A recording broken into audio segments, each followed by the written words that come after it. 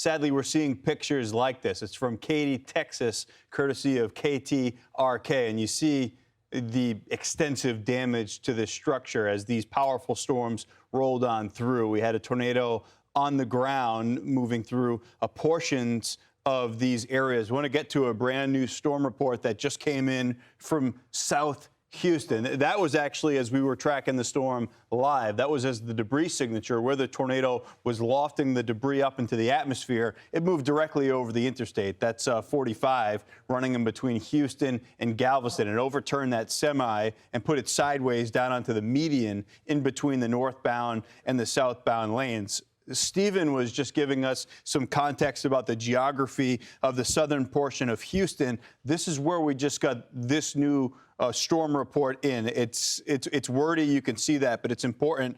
The report saying that the tornado moved across the southern part of Harris County. Radar confirmed that over I-45. That was where you saw the overturned semi and the Beltway, which was 8 south. Stephen was showing us where that was. The tornado continued northeast from there through the heavily populated Houston suburbs southeast of town of Pasadena, Deer Park, and the Houston Ship Channel. As you get into the port of Houston, that's where extensive damage has been reported.